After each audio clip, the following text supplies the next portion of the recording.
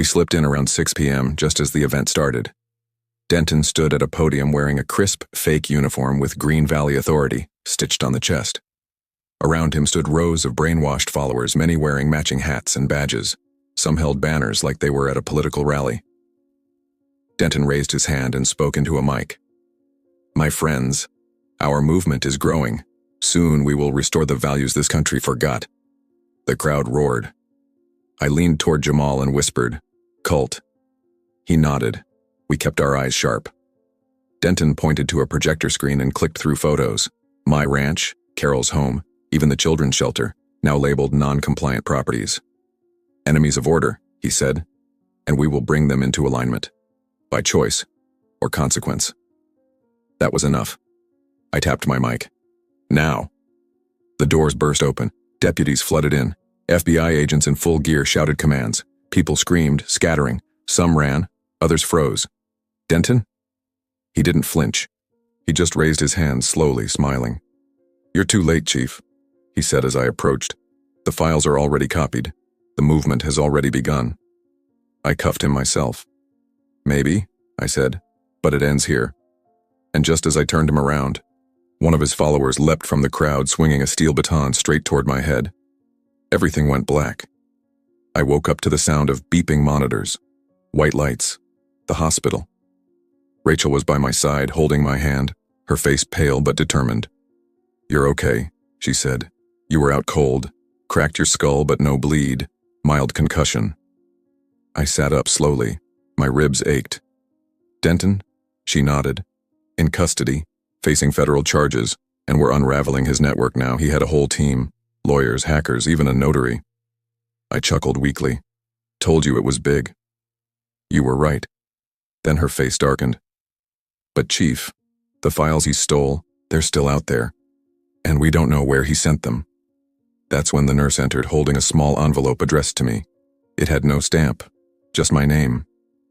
Inside was a memory stick, and a note that read, "You stopped the rally, but not the revolution." D. What's on that memory stick? We'll find out in Chapter 6. But let me ask you something first. Where are you watching from? This isn't just a story. This is a reminder. Power can be stolen, but truth always fights back. Stay with me. It's not over yet. The memory stick felt like it weighed 50 pounds in my hand. I turned it over slowly, staring at the plain, black plastic shell like it might explode at any second. The note from Denton still sat on the tray beside me, mocking me. "You stopped the rally, but not the revolution." I plugged the stick into Rachel's laptop as she stood beside me in the hospital room. The screen flickered, then opened a single encrypted folder, password protected, but not for long. Rachel cracked it in under 2 minutes. Inside were hundreds of files, video recordings, documents, scanned contracts, maps, dossiers, and one file labeled Phase 2 Activation. I opened it. There it was, a spreadsheet of over 3,000 names, addresses, phone numbers, income levels, home values, known vulnerabilities, even personal notes like recent widow, disabled vet, homeowner, has no legal representation. I felt sick. They had been targeting people based on weakness, preying on grief, on fear, on good people who wouldn't fight back. Rachel scrolled further, jaw tightening. "Chief, look at the dates. These were organized attacks. They weren't random. They followed a strategy." Each neighborhood Denton's fake HOA targeted had been chosen for a reason. Either it was near development land he wanted to control, or had older residents unlikely to push back or sat in legal limbo due to zoning errors. And the next target? My blood froze. The county courthouse. They weren't planning to attack it with fire or fake badges. They were planning to sue it. A full-blown civil lawsuit filed by Denton under a shell company called Civic Order Coalition, claiming over 200 landowners were demanding a restoration of lawful HOA authority, all based on falsified evidence and fake voter petitions. It was all going down in 72 hours. If the court accepted the case, it could tie up land records, block sales, and freeze home titles in half the county, including my ranch. And if that happened, Denton wouldn't need Molotovs. He'd destroy people through paperwork. I checked out of the hospital that same evening, ignoring the nurse's protest. My head throbbed, my ribs ached, but I had no time to waste. Back at the station, we went into full mobilization. Rachel started compiling evidence of every fraud document Denton had planted. Jamal reached out to the judge's office and flagged the lawsuit before it could hit the court docket. Carol volunteered to call every homeowner she could and warn them personally. Brian, of course, brought sandwiches. By midnight, we had a plan. We were going to beat Denton at his own game, expose the lie with truth. The next morning, we held a public town hall meeting at the school gymnasium. Over 400 residents showed up. We played videos from the flash drive. We showed real versus fake documents. We put screenshots of the bogus Green Valley bylaws on a projector and tore them to pieces line by line. I stepped up to the podium. I don't care what fake badge a man wears or what title he gives himself. If he uses fear to take your home, he's not a leader. He's a criminal, and Denton is going to prison. The room erupted, but we weren't done. Jamal stepped forward with a folder. Here's what you need to know. If you received a notice, a citation, a lien, or a contract from Green Valley, or any of its so-called branches, ignore them. They hold no legal power. Not in this county, not in this country. Cheers and applause followed. But the moment of real justice came when the state attorney general walked up beside me. She raised her mic. As of this morning, we've frozen every account connected to Denton's network. We've also issued arrest warrants for 6 of his associates. And we're launching a state-level task force to investigate fraudulent HOAs across Texas. The crowd exploded with applause. Some cried, some hugged, and some just stood there in stunned silence because they finally felt safe again. That night back at the station, I sat in my office alone. The lights were low. The walls were quiet. I stared at the last item on the flash drive, a personal video from Denton, recorded 2 days before the rally. He sat in a hotel room, calm and smug. "Chief Walker," he said into the camera, "you think you're the system. But the truth is, systems rot. People don't trust police anymore, or courts, or land records. All I did was show them a different way." He leaned in, eyes hard. "And if you think locking me up will stop this, you haven't been paying attention. I didn't start a scam, I started a movement." I shut the laptop slowly, then looked outside the window at the flag flapping in the night wind. "No, Denton," I whispered. "You started a war, and we just won the first battle." But just as I turned off the light, Rachel burst into the room. "Chief." She held a paper. I took it from her and read the headline. HOA coup attempt foiled in Texas, but similar group surfaces in Arizona. I looked up at her. She said it before I could. "It's spreading." I stood. This isn't over. Next stop, Chapter 7, the final showdown. But before we head into the final battle, let me know where you're watching from. This story has grown bigger than our little town, bigger than Texas.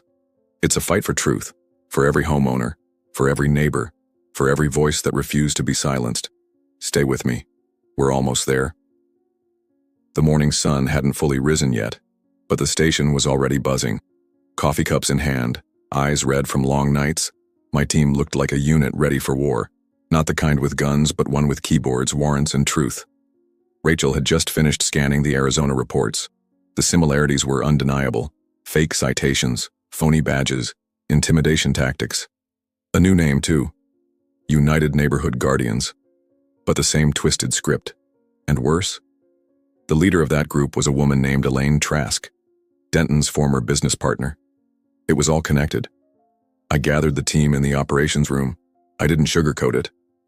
"They're multiplying," I told them. "We stopped Denton here, but they're franchising this scam in other states. Elaine's using his playbook, probably with copies of the files Denton distributed. And if we don't stop it now, it'll infect every corner of this country." Rachel added, "We traced some encrypted emails Denton sent the night before the rally.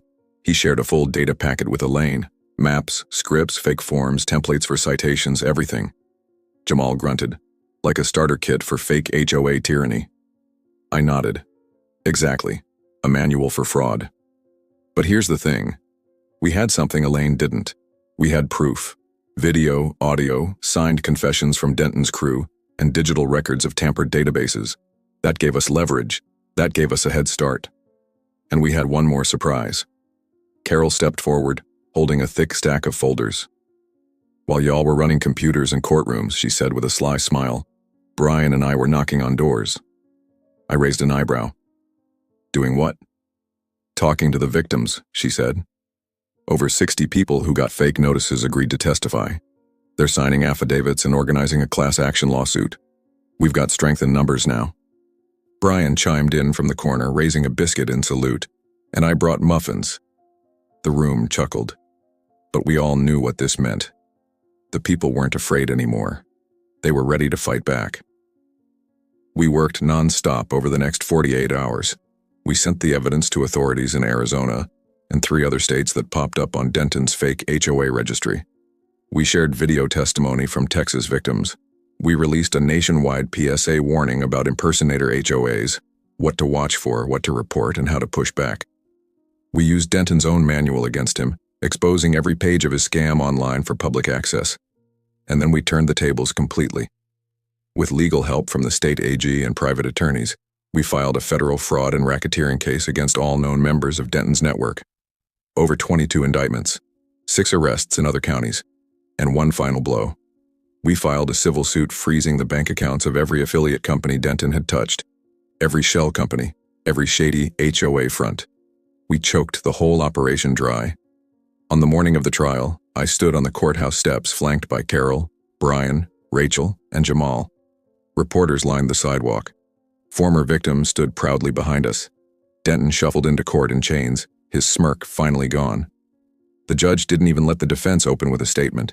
He reviewed the evidence for 2 full hours in silence, then declared, "This court recognizes this operation not as a civil dispute, but as a calculated attack on property rights, public trust, and local governance. This is organized fraud. You are hereby sentenced." Denton's eyes flicked toward me. He finally realized he'd picked the wrong ranch. The judge continued, "To 35 years in federal prison, with no chance of parole for at least 20. A cheer erupted outside the courthouse. Carol cried. Brian nodded. Rachel smiled through tears. Justice was served. But I wasn't celebrating yet. Not until we made sure this would never happen again. Today, our county has an entirely new system in place. Every property owner receives verified digital ownership credentials directly from the courthouse. Every HOA must be registered and approved through a strict oversight board with open public access. And we launched a volunteer neighborhood watchdog program to teach people how to spot scams, speak up, and stay connected. Carol is the program's local coordinator now. Brian bakes muffins for every meeting. Rachel runs a website called HOA Hoax Busters.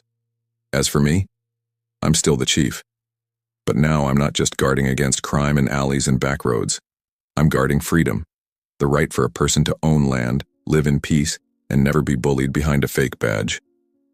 People ask if I'll retire soon. Maybe. Maybe not. But one thing's certain. If another fake HOA ever dares knock on someone's gate again, I'll be there, badge polished, truth ready. And I'll answer that gate the same way I did before. You picked the wrong ranch. And now, I want to hear from you. Where are you watching from? Have you seen anything like this in your town? Drop it in the comments and share this story. Because someone somewhere might be staring at a fake badge tomorrow, and they deserve to know the truth today. Stay alert, stay kind, and never ever give up your land without a fight.